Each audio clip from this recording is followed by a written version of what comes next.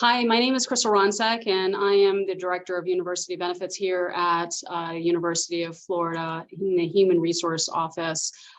Today, we will be doing quick introductions, but first and foremost, with those introductions, or after those introductions, we will explain the format of today's presentation, and then we'll hand it off over to JT and Jean for Fidelity Investments as our partner on our voluntary plans here at UF. And then Alex and I here in UFHR will field questions in the chat box, along with probably Patricia, since we're having a little bit of technical difficulty at the moment. And then once the presentation is wrapped up, I will just advise everyone what to expect next. Okay, so again, my name is Crystal Ronsack, and I am the Director of University Benefits, Retirement and Leave Administration. And thank you for joining us today. I'm going to hand it off to Alex, who's going to do a chair little jump with me, and then we'll hand it off to Jean and JT.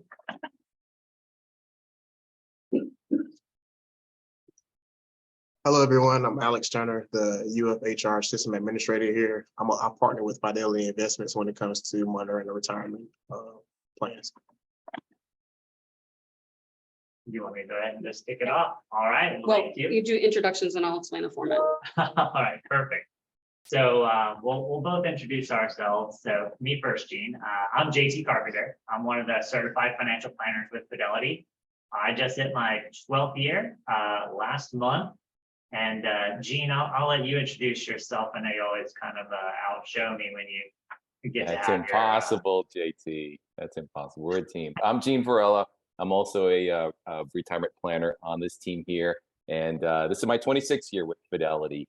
I'm a master's prepared personal financial planner, and JT and I, we work together on a lot of these plans here as mostly educators to make sure participants understand exactly what's happening with their retirement plan options.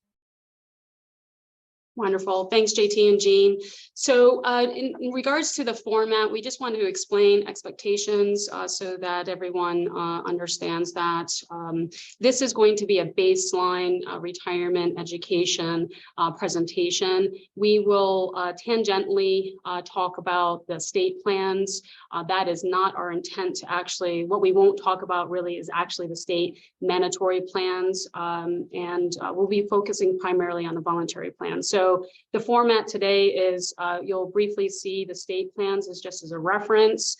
You'll also see the robustness of the UF plans in which we offer, but we're going to be primarily focused on two voluntary plans. One is with UF, which is the 403B plan, and then the other is actually the state's deferred compensation plan. And why those two plans?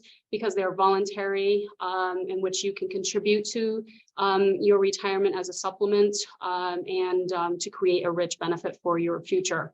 And so today our UFHR is sponsoring this, and we've asked our partner Fidelity Investments to join here. And so JT and Jean will actually go ahead and present the presentation. Again, Alex and I will field the chat, and then we'll circle back to me where I'll explain where after this presentation we go. Okay, so thanks again for joining. Go ahead, JT and Jean. Awesome, thank you. And so, as we kind of kick off, one thing I like to think about is my wife and I, for example, we have a nightly routine before dinner, Jean, and that is when you do the whole like, what's in my fridge? What do we actually need to like cook to make dinner tonight? And I often think about how, one, we're not very prepared, and so we're going to be talking about how it relates to retirement. But two, you kind of think about all these ingredients that you have and how are you going to prepare a meal? What's going to make sense? And I think a lot when I think about the retirement system of all these individual plans, they're the different ingredients. And how many of the 70 people that we have here are you not even sure what's in the fridge, right? You're not sure what ingredients make up the retirement system.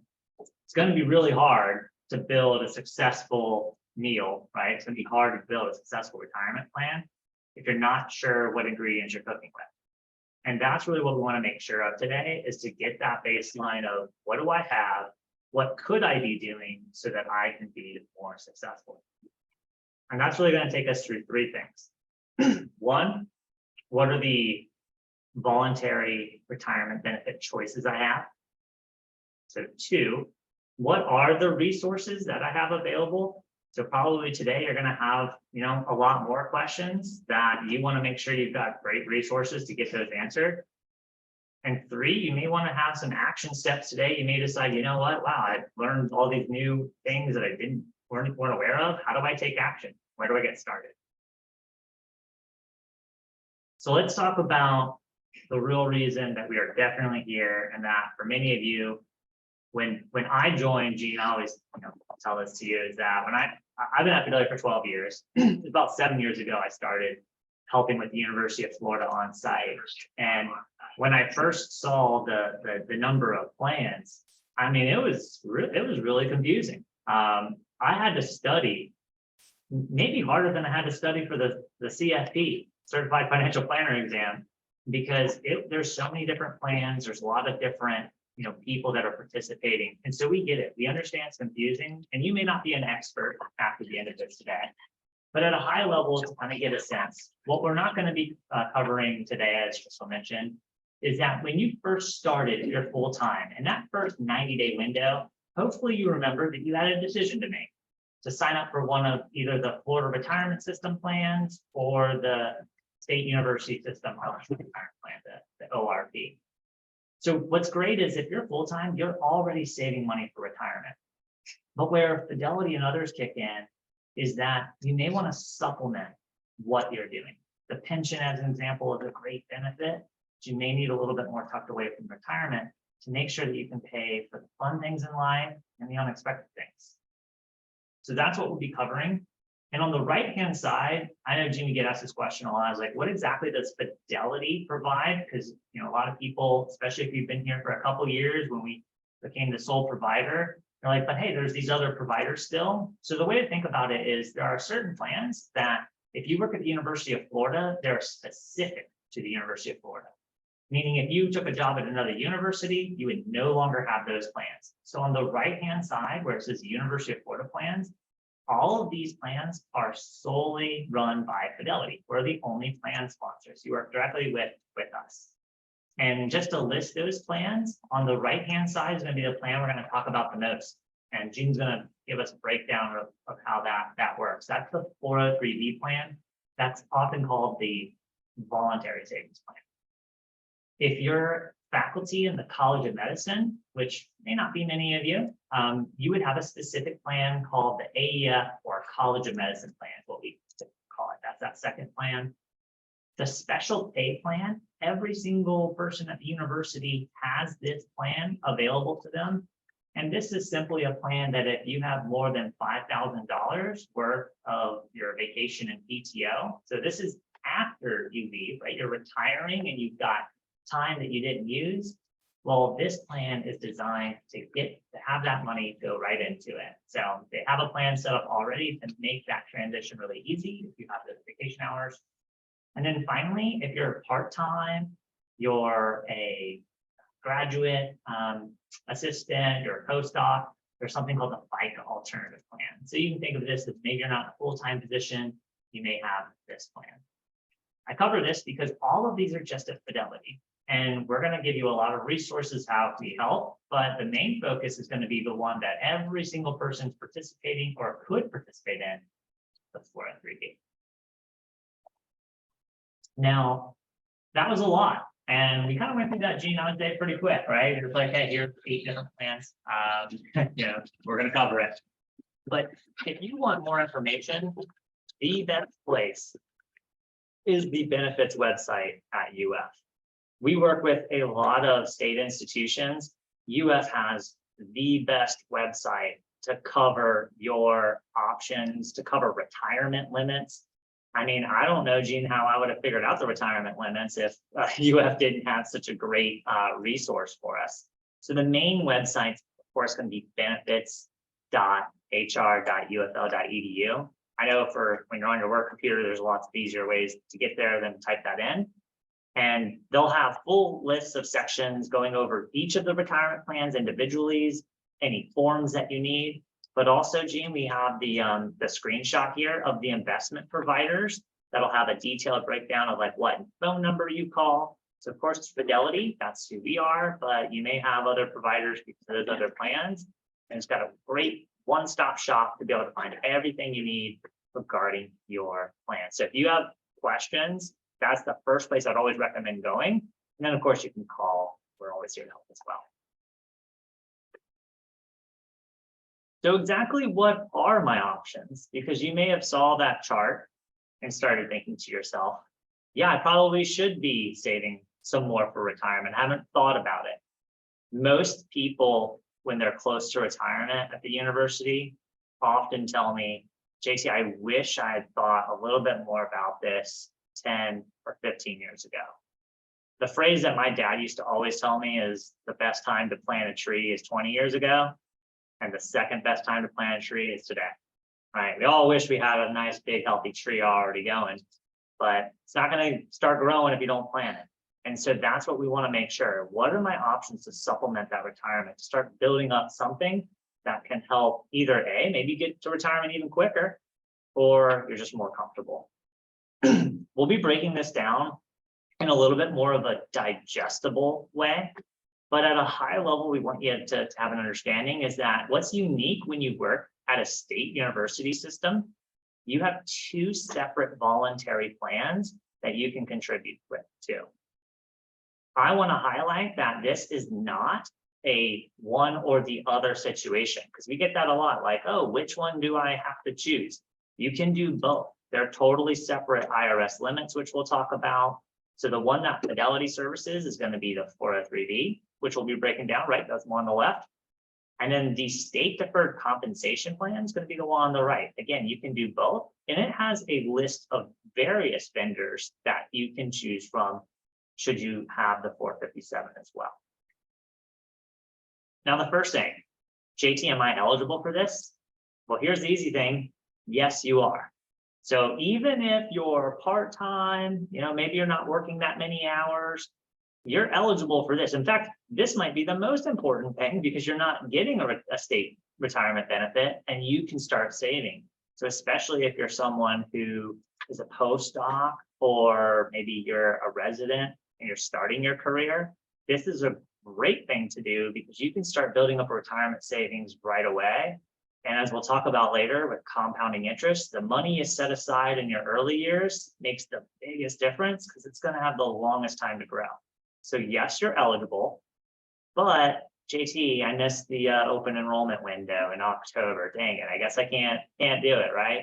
No, you can enroll in these plans anytime. You can both start them, stop them, change them, anytime throughout the year. So if you decide, yeah, you know what, I'm going to start saving 7% of my pay. I really want to build up additional retirement. You get your next paycheck and you're like, ooh, actually, I don't know, maybe I was a little bit too ambitious. You can always lower it 3%. You can stop it. So this is something that you can enroll anytime. And the great thing about these plans, they are synced right to your payroll system. So you're not opening up accounts, you're not having to submit all these forms, especially with the 403B.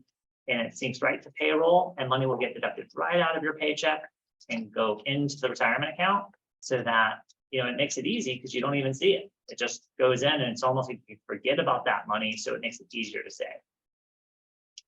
So there are some differences about the plans that we're going to cover. But Gene, I always like to say before we cover like all the differences between the 403B and 457, there's actually kind of a lot more similarities between the two plans. So I'll kick it over to you, Gene, and let you kind of talk a little bit more. Absolutely. Thanks, JT. Hi, everyone. Again, this is Gene. And you're absolutely right. They're very, very similar. There's lots of similarities between these two plans, two voluntary plans. And since they're voluntary, remember, there's no actual UF match. So these are just simply payroll deducted contributions. Now, you might walk away from this session saying, wow, this is great. You know what? I think I'm going to put my whole paycheck into these accounts here. And that's not possible. The IRS does have limits on how much you can contribute to the plans. And again, it's not either or. You can contribute up to either one of these plans here, up to $22,500 each, whether it's the 403B or the 457B plan. If you're age 50 or older, there's something called a catch-up provision.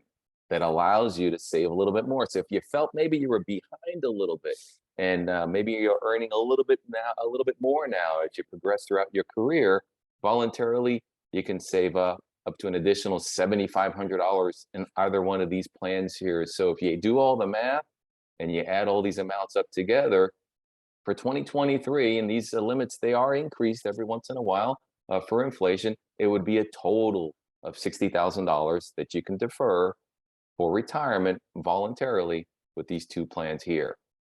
Now, you do have options if scenarios come up where you might need to leverage or utilize some of the funds in the plan. Loan options are available on either one of these plans here, but the money is really earmarked for retirement. And as I mentioned earlier, these are simply voluntary contributions. There is no match on this account, either one of these accounts here. So if we take a look at the differences, because they're very, very similar, some major differences here. So we're always asked, I guess, which plan is better? Is it the 403B or is it the 457B? I don't think there's a better plan, but there are some differences, key differences, I should say, and they have to do with how you can access your funds and before retirement. So as I mentioned, earlier, or JT mentioned earlier, the 403B does give you some flexibility, some additional flexibility, where you can take in-service distributions without a penalty if you're at least age 59 and a half or older. So again, you have assets in the 403B plan, scenario comes up where you feel it's in your best interest to pull a distribution from the 403B plan and you're age 59 and a half or older, you can take a distribution without a penalty. It'll be a taxable event, but no penalty. That option is not available though in the 457B if you're still considered an active participant at UF. You would have to be separated from the university in order to have access to a distribution from the plan. Now, as far as the access again to the funds, once you're separated from the university, you have full access to the 403B and access to the 457 plan as well. Now, you won't be subject to any penalties from distributions, whether they're considered early or not, from the 457, but you could have an early penalty if you're taking a distribution from the 403B plan, unless you're over age 55. There's an age 55 rule here, where if you're 55 or older, not quite 59 and a half, separated from the university and you need to take a distribution, there wouldn't be a penalty, but it would be a taxable event. So again, somewhat complex when it comes to those distribution options, but this is where you have JT and myself as resources to kind of walk you through the process, let you know what the penalties, if any would be, whether there are any taxable events, and which option is in your best interest. Another feature that's available, we get asked this quite a bit, Roth options. So you do have an option with the 403B plan to make post-tax Roth contributions to the account. That also counts towards that $22,500 limit that we mentioned earlier, where the 457B plan is simply or strictly pre-tax deferrals. There's no Roth option there. So a little bit of a benefit if you're looking for some post-tax contributions to that 403B plan. So if we take a look and we ask, okay, why should we save? Why is it so important to save for retirement? And we get asked this quite a bit. So at the university, even though you might have an option where, again, you're making, I should say you're making mandatory contributions to the state retirement plans. And, even if you think, you have a pension or you have these other assets set aside, there are quite a bit. I think I read a stat somewhere, JT, that said 7 in 10 retired employees, even those that are receiving a pension, wish they had done more to save for retirement during their working years, kind of prepared a little bit more, because sometimes we get kind of blindsided by scenarios that pop up that maybe we didn't quite plan for, we didn't realize, whether it was increased healthcare costs, maybe inflation is impacting our lifestyle, or maybe things that haven't been invented yet that you want to have in retirement. And these are neat little ways that the university is helping participants kind of tee up to save for retirement. And if we put things in perspective here, we're not going to do a ton of math, but if we just keep kind of things somewhat simple in this example here, what we're looking at is what a scenario where we have a 40-year-old participant. Let's say they're earning about $40,000 a year, and they're starting with a zero balance in their portfolio, and they're choosing just a broadly diversified, age-appropriate mix of stocks and bonds in a mutual fund, and they start with a 6% deferral. And over a 25-year period, depending on whether these funds were funded with pre-tax contributions, Roth, or maybe a combination of the two, it's that power of the funds, that's tax-deferred growth vehicle where you won't have to pay any taxes on any interest or any capital gains or any dividends. It's a gross paid contribution there, where the account grows up to over $200,000, quite a difference of that additional amount that you would have saved for retirement. Now, if this individual bumped up their deferral just by 2 additional percentage points there, jumping up to an 8% contribution, earning an average again of 7% over that period of time, it's about a 33%. Keep me honest here with the math, JT. I know you're the math whiz here, but it's about a 30%, 33% difference between that 6 and 8% growth factor there. And if this individual can bump it up to 10%, that's what, a 66% difference, I think, between the 6% and the 10% contribution. Quite a bit of money.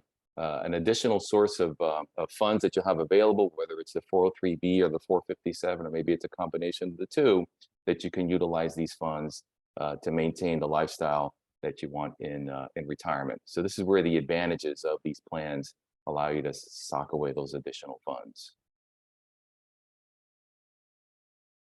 All right, JT, I think you're on mute. I'm not sure if you wanted to add. Oh, sorry about that. I didn't realize that. But I was just going to add that just to make sure everyone kind of sees some of the questions that we've got. One person did ask earlier, and I just wanted to reiterate again that, hey, Gene, when you covered the 403B, 457, and they saw those limits, that you can do both, like they're separate limits. And so again, I just wanted to absolutely confirm that, that 60,000, if you're older than 50, if you're younger than 50, you can do 22.5 into each bank, so 45,000. So we're talking about a lot of money. So I know when we're talking 45, 60,000, that may not be what a lot of us can save, but if you're at that point, especially, I know you mentioned, Gene, that you may be really far along in your career. Maybe the kids are off in college and your debts are as low as they've been, and you're trying to super save. Absolutely. You can do 45,000 or 22,500 in each plan. And that's one of the really great things, because when you go work at most places, you don't have 2 separate plans that allow you to do that. Gene, do we have that here at Fidelity? Nope. No, we don't. So it's a great benefit. Kind of goes back to the ingredients. Is it more confusing sometimes when you have more ingredients in the fridge? Sure, but you can make potentially a better meal. So, it's definitely a benefit. And just going to cover that. One person had asked about the percentages, Gene, on the contributions. And yeah, these were considered of your gross pay. So like 6% of your 40,000. But I love the point that you made too, is just that this person started at 40. I hear 40-year-olds all the time when they meet with me. It's kind of too late, JT. I'm not really going to be able to build up a lot. And look at that. I mean, that's $250,000 that one can save. And that's a lot of trips to Disney in retirement, that's for sure. So whatever you want to do. But I'll pass it back to Eugene to talk maybe a little bit more how to get to know us. Hey, absolutely. So I was noticing some questions that kind of came in the queue, and a lot of Roth versus pre-tax contributions and resources that are available to you. And we'll touch upon those today. We'll try to obviously answer those questions today. But if something pops up later on, there are resources available to you via your Fidelity Net Benefits site. And the slide after this, don't change it yet, but I'll show you how to get there. And there are some tools. There are some calculators to help you determine, what percentage of your pay, what that would equate to in a dollar amount per pay period. what the take-home pay calculator would be. There is also some Roth calculators as well. So I would encourage you all to visit the Fidelity Net Benefits. So it's netbenefits.com/UFL site, and utilize some of those tools and calculators that are on the site there. There's an exercise that JT and I go through when we're meeting with participants, helping them connect those retirement dots, utilizing that calculator to do some projections to show you what these results can look like over time at retirement, when you factor in those scary things like inflation and rising healthcare costs and market misbehavior. We went through that, a lot of that last year. Those tools can help kind of settle some of those concerns, as well as some workshops and videos on demand for brain shark videos, Social Security claiming strategies, explanation on how your Medicare benefits work. So there are some neat videos on there. You can also make adjustments. We mentioned how JT mentioned earlier, where maybe a participant was kind of concerned that they had to wait till maybe open enrollment period to make some adjustments to their deferrals. It's not the case. You can change the amount that you can contribute at any time, as well as the investment strategy that you have in place, and setting up beneficiaries all online via that Net Benefits website. And if you haven't already, I would encourage everyone here on the call to go ahead and actually download the Fidelity Net Benefits app. If you go to your app store, you're going to see two Fidelity apps. One is the regular Fidelity investment app, and that's for the let's say personal investment account. But the one that's earmarked for this university plan is the actual Fidelity Net Benefits app. Think of like Netflix, but for your benefits. So it would be the Net Benefits app. And everyone actually has a Fidelity account because of that special pay plan that JT mentioned earlier. How again, when you separate, there'll be some funds if it applies deposited to the account, and also this voluntary 403B plan option. So everyone has a shell account set up. If you haven't already, I would encourage you to introduce yourself to Fidelity, visit the site, set up a username, set up a password, do some housekeeping. Let us know how you wish to receive communication. We do send out statements quarterly or monthly, I should say, whether it's e-delivery or if it's in the mail, and then set up beneficiaries, and then utilize some of these plans here. There's some neat tools available where you add some of your information on what you have saved so far, and what kind of path are we on for retirement, and what adjustments can we make to help improve that path to retirement. So go ahead and take a look at that. Net Well, and Benefits. I'm gonna interject one thing. I was checking out, that's not on mute. Yep. But for many of you, it's probably a good handful, right, Gene, that already do have a 403B, or the same goes for the 457. When you do log in, let's take this opportunity. If you've not thought about your beneficiary, if you were to pass away, we know the statistics that there are a lot of people that may have some money going into retirement, but they haven't set up who would get this money if something were to happen to you. So I just wanted to pause on this, Gene, while we had it, because on the app, on your computer, if you do have any money going into a retirement account, whether it's Fidelity or the 457 with a provider, please check your beneficiaries, make sure they're up to date. It's the worst thing that we have to deal with. It's already tough to deal with someone who lost a loved one, but when the beneficiary information isn't there, it's not fun. And so it takes 2 seconds. I'm really passionate about it. I just want everyone to know, especially if you've got money and maybe you're thinking, I'm pretty sure I have my beneficiary information. Take the 2 seconds, go on that benefits, just check it. Gene, I know in a lot of your conversations too, people are like, no, I definitely have them. And you're like, well, actually. So and they might be right, JT. They might be right, because maybe they do have beneficiaries set up with their ORP, or maybe their FRS plan, or maybe one of their other plans, or but that information does not carry over to the Net Benefits or the voluntary 403B plan, and it's actually one of the alerts, right, JT, that pops up right on the screen once you register on the account as a little reminder there. So as far as resources, again, JT and I, we're here to help. But we're also backed by a great team as well. So we have an office on campus. We do meet in person. It's over at the Innovation Square. You can schedule a meeting with either one of us. Again, we work together as a team. We're not in sales roles. We're, again, here to educate. But fidelity.com/schedule. Jot that down. That has access to our calendars if you want to book a confidential one-on-one meeting with either one of us. If you have maybe some issues trying to match up calendars, we also have a phenomenal team. Or if you have some general questions about the plan, you can reach them at that 866 number there. Again, whether it's online, virtual, over the phone, or in person, we're here to help. Absolutely. We actually got the question, does it have to be in person? So I would say the majority of people like to meet with us virtually via Zoom because it's easy. Now, I will say our office does have free 2-hour parking. You got good parking over there. So that is a plus, but you still have to get to your car and get back to your parking spot, which could be understandably something you want to consider. So absolutely feel free. A lot of people meet with us via Zoom, just like this. We can share our screen and still be able to have a great conversation. And as you mentioned, Gene, they can check our schedule right online anytime they'd like to. Wouldn't be a presentation if we didn't have investing involves risk, including risk of loss and other disclosures that are really important.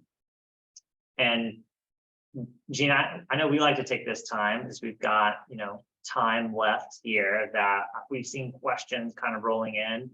This is the time that we really like to turn it over to you and see maybe what questions you may have. We've seen some great questions as we've been speaking, and it doesn't have to be specifically on, the Florida retirement system. So, use this as an opportunity. We've got a lot of people in here. I know a lot of individuals love to kind of see what questions people have. That's the one thing I always have people tell me is, I don't know what questions to ask.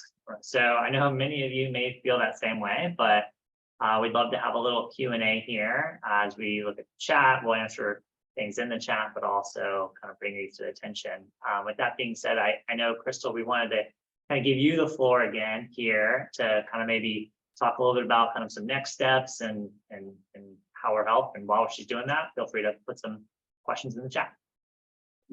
Yeah, thanks, Gene and JT. We really appreciate your partnership today and going through the presentation to kind of demystify the voluntary programs a little bit for our workforce as it relates to the UF 403B plan and the state's 457B plan.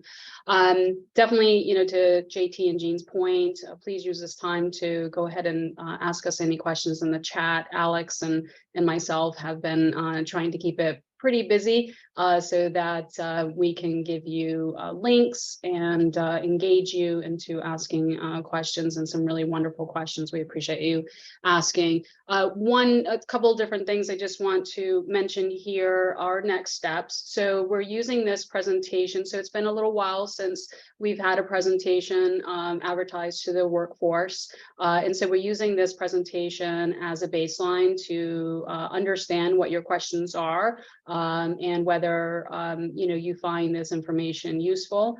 We do expect to go ahead and use this presentation to develop other rich presentations to break down our plans for you and provide them via Zoom as well as in person. And again, JT and Gene are always available to you as well. One question that hasn't been asked, and I just wanted to clarify for anyone here. So Fidelity Investments is our record keeper for our UF 403B plan, as well as some other plans of UF. However, the state's 457 plan has various investment providers, and those providers are actually Corebridge Financial, which was formerly known as AIG or VALIC. They also have Nationwide and Voya are the three vendors now. And you can definitely visit the state's 457 plan to connect with those record keepers, and specifically there is a link where you can actually connect with a representative by your region, depending on where you spend a majority of your time. So just wanted to clarify that Fidelity is here talking primarily about the UF's plans and particularly about the 403B plan. Additionally, is in the earlier slide, we had, where Jean and JT were mentioning the similarities of the 457 with the state and the 403B plan here with UF is that it was stated that there's no UF match. These are voluntary plans in which you are an individual who's electing to contribute to supplement your retirement. You already are mandatory, you're required as an employee to mandatorily contribute to the state's retirement plan. And with that, along with your contribution, UF is making a very generous contribution on your behalf every pay period. So I just wanted to emphasize that UF is very much investing in you, and by mechanism on the state plan being your primary plan. The other is that, JT actually mentioned this and just want to reiterate it, is it's not an or statement. Do I do only 403B or do I only have to choose 457? If you are an individual who's able to contribute to both of these plans and to maximize them over time, you're more than welcome to do that. It's not an or statement, it's an and statement. So at some point early in your career, you might only do one, but it doesn't preclude you from contributing to the other. So we just want to make that abundantly clear. And I see lots of questions. So JT and Jean, I'm going to turn it over to you. Yeah, Jean, any particular one that you, we've got a lot of really great engagement, so we appreciate that. It helps out other people too when you ask questions. Anything that you wanted to start with, Jean? Well, one of the questions was asked, are employees automatically enrolled in the default plan when they start working at UF?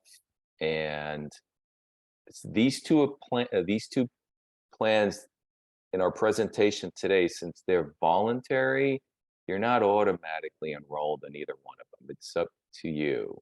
Now, that doesn't go for the state plan or the Florida retirement system, the SUSORP. That's a discussion, a separate discussion. But these plans here are strictly voluntary, and you would determine, the amount that you wish to contribute. Now, there is a little help though that is provided when it comes to the investment selection. So there is a lineup of investments that are available to you, and by default, there is a target date fund.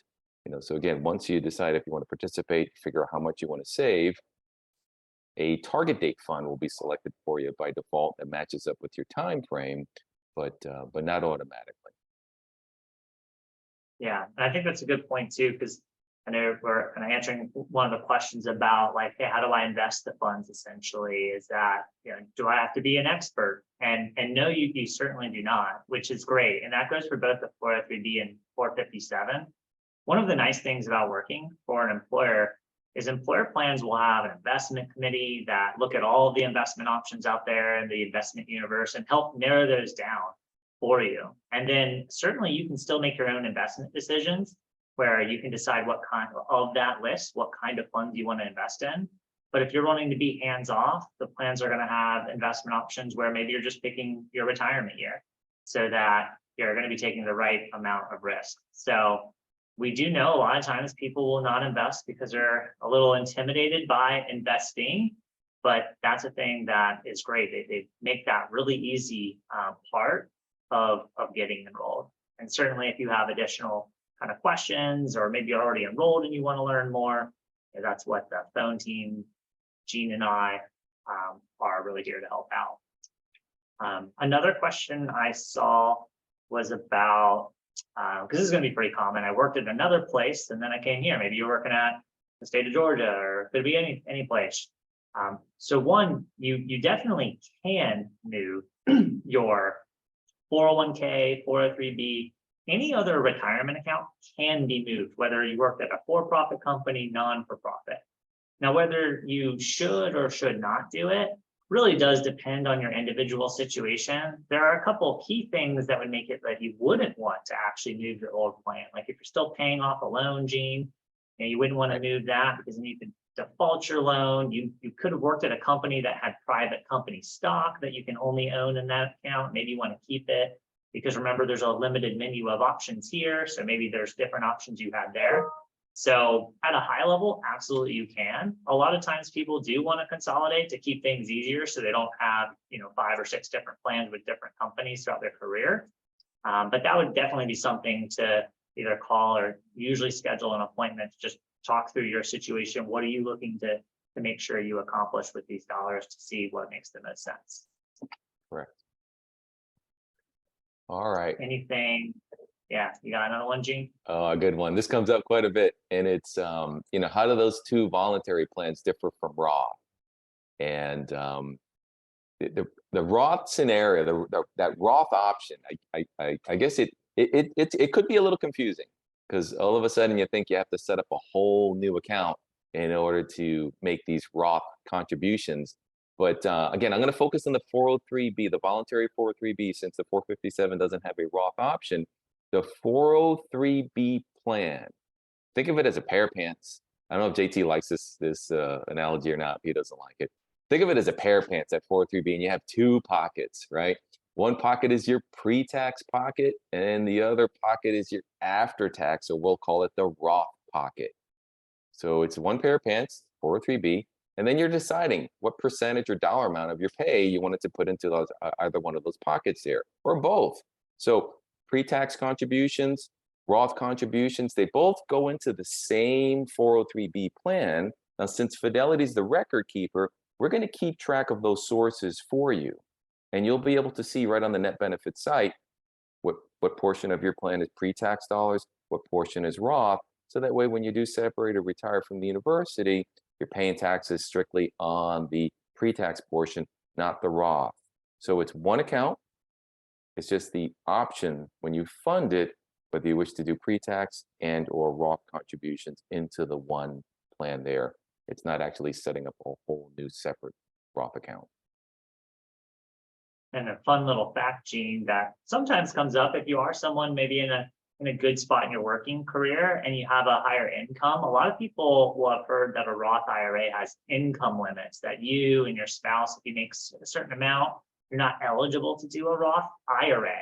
And that's one thing that it can be very confusing that you're kind of going through. Like Roth IRAs are individual retirement accounts, which you can actually do in addition to your Roth 403B. So it's kind of, you got all these Roth terminology, but the big thing to know is you're always allowed to do the Roth 403B contribution. So you could be making as much money, have the best, year of your life.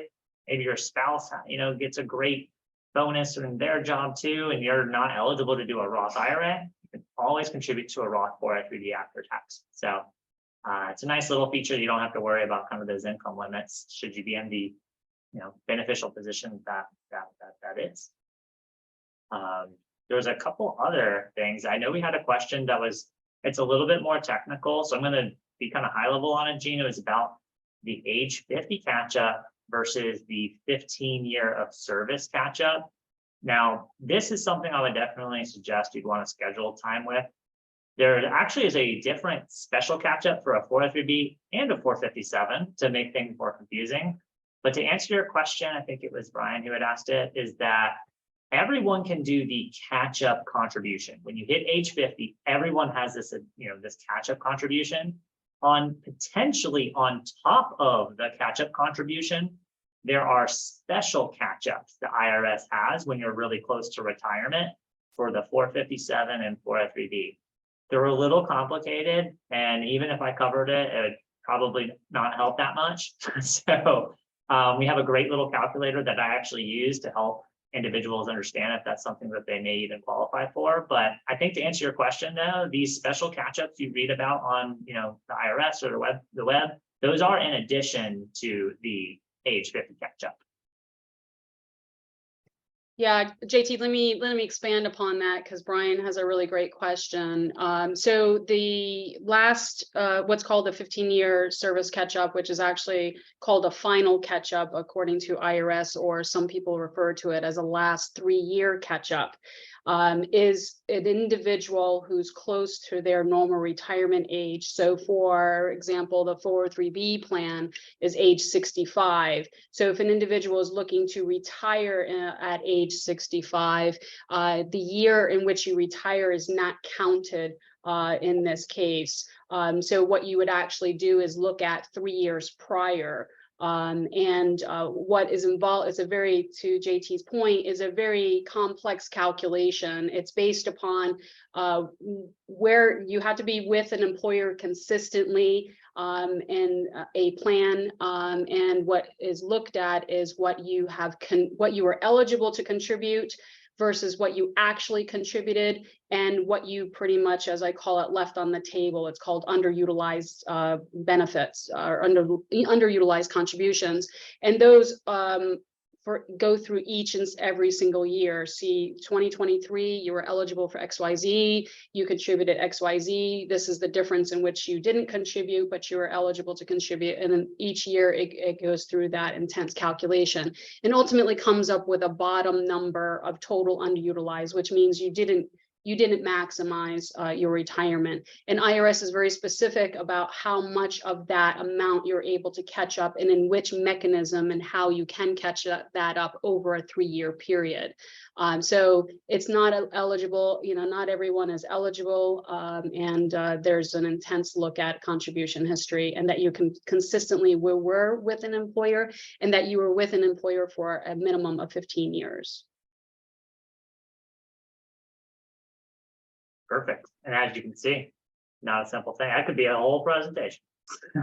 So, thanks, Alex. Someone had actually asked, like, what does the Net Benefits app logo look like when they're on there? Make sure you don't get the wrong one. I could pull it up from the site. Actually, it's a circle with an N in the corner and kind of a little sunbeam behind the N. It's a green logo. It'll be the one that has, 1 million reviews. So if there's a one that has 50 reviews, that is not Net Benefits. So that would be another good way to look at it. But it is it's green circle, but the app is called Net Benefits. All right. Well, I think Eric, Eric, I attached the little link, that the calculator that JT was mentioning earlier, how you can maybe calculate to see if you qualify for that lifetime catch up. I did include that link in there. Was it Brian or Eric? I forgot what the might have been Brian. I'm sorry. Yeah, It sorry, was Brian. All right, sorry, Brian, for calling you Eric, but I got the link in there for you as well. Maybe there's another Eric on the line that Eric has a wants to know similar. too. Eric. Sorry. Well, we appreciate everyone joining us today. This recording will be placed on UF's Work Life landing page. Patricia will do that for us, and we sincerely appreciate her coordinating this presentation and partnering with our respective offices and doing this. Thank you very much, Patricia. And again, just to reiterate, we're using this presentation as a baseline to better understand what your questions are, so that we can build richer content around retirement for you here in the future. And in terms of the future, what does that really mean? We'll continue to work with Fidelity, kind of demystifying retirement, breaking down the plans for you, hosting Zoom sessions as well as presentations. And we'll start really advertising them and offering them in the summertime and consistently throughout the semester. Again, we appreciate you attending, and thank you for such wonderful questions, including Brian, who's always got to throw a little tinker in there. Love it. That's what we get jazzed up about that. So thank you very much. And thank you again for your time. Have a great weekend, everyone.